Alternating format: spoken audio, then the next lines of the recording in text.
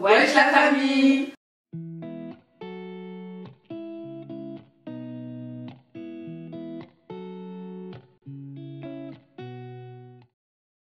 On se retrouve aujourd'hui pour une nouvelle vidéo Courrier du cœur. Donc c'est la première édition sur notre chaîne. Donc surtout si vous aussi vous avez un problème, un souci, en bas vous avez toujours notre adresse mail. Donc n'hésitez pas à nous laisser un petit commentaire ou alors nous envoyer un mail.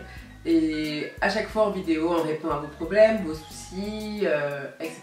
Courrier du cœur quoi. Donc et vous inquiétez pas surtout, ça sera en anonyme. Donc il n'y a pas de honte à avoir, vous pouvez vous exprimer sur tous les sujets. Exactement.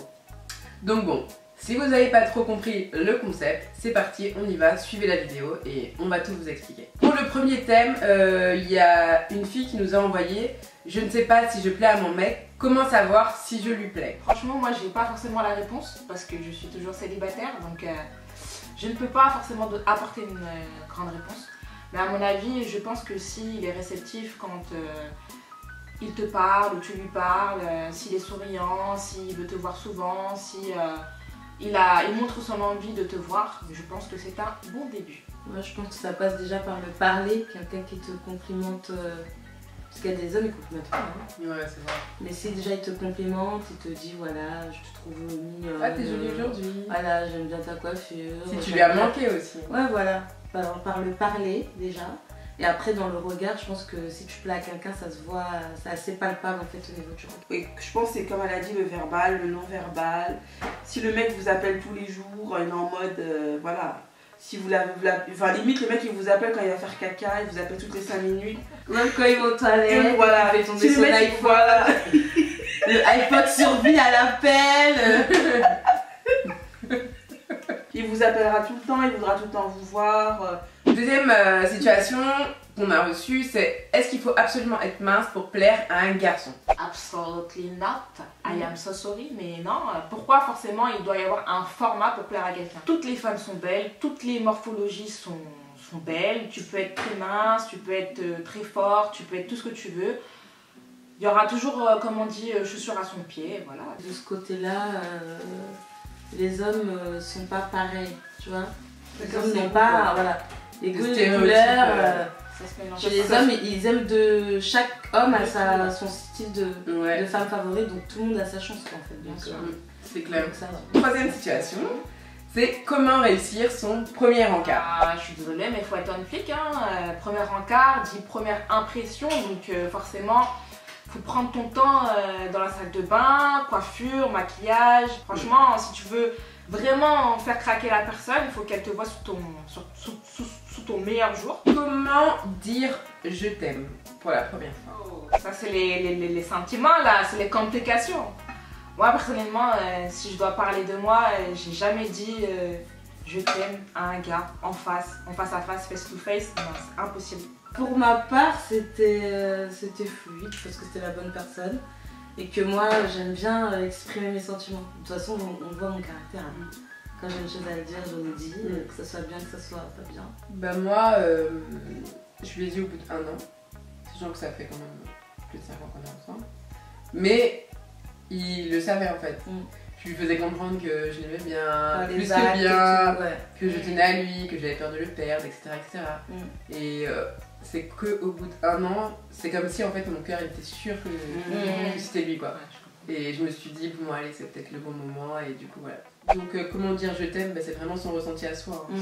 C'est quand on est prête, faut pas se forcer, faut pas dire je t'aime pour faire plaisir aussi, parce que ça peut plus blesser l'autre personne qu'au contraire lui faire plaisir s'il se rend compte qu'en fait tu lui as dit juste pour lui faire plaisir. C'est ça. Ouais, il faut un peu laisser parler son cœur. Comment être avec une fille qui est jalouse? Alors moi personnellement je dirais pour un mec, comment être avec une fille jalouse, c'est que si déjà le mec il a accepté d'être avec une fille jalouse, c'est que la fille lui a déjà parlé de quelques anecdotes de son passé. Je pense qu'il faut faire vraiment un travail pour la rassurer. Et normalement si le mec il est en phase avec sa copine, s'il est clean, il va lui dire écoute bébé, moi j'ai même pas de code dans mon téléphone, ou même si j'ai un code parce qu'il y a des gens qui gravitent autour de moi ou que je veux pas regarder mon code, voilà, toi t'as mon code, t'as mes mots de passe Facebook, t'as tout ce que tu veux, si tu as envie de fouiller, fais-toi plaisir, moi j'ai rien à me reprocher. Alors moi je suis pas forcément d'accord avec toi.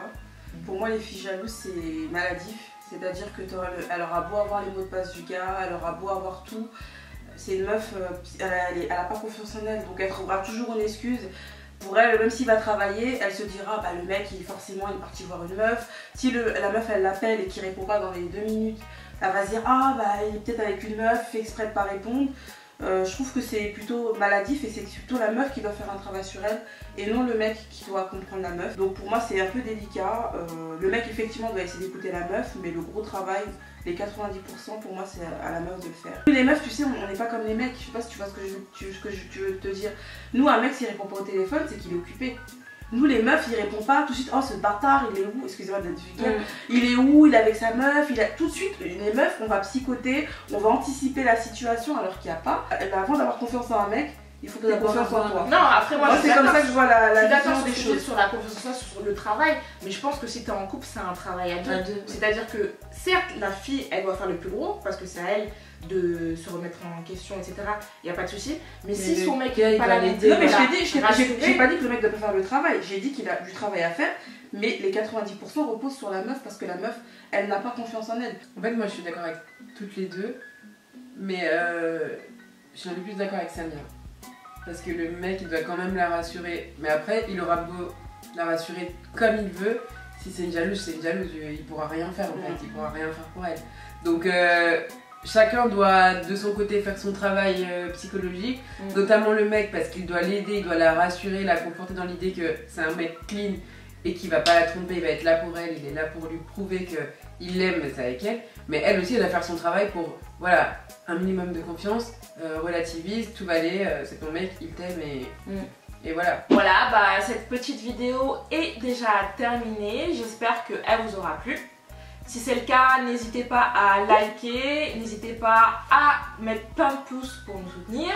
N'hésitez pas également à partager notre vidéo, réagir, commenter, nous dire un peu ce que vous avez pensé des différentes situations qu'on a abordées. Nous donner aussi vos avis en fait sur ces situations. Si vous aussi vous avez des conseils à donner à ces personnes, bah, n'hésitez pas à laisser un commentaire, peut-être que elles vont le lire. Bah, n'hésitez pas à vous abonner, activer la cloche pour manquer aucune de nos vidéos. Et puis voilà, on se dit à très vite. Ciao la famille!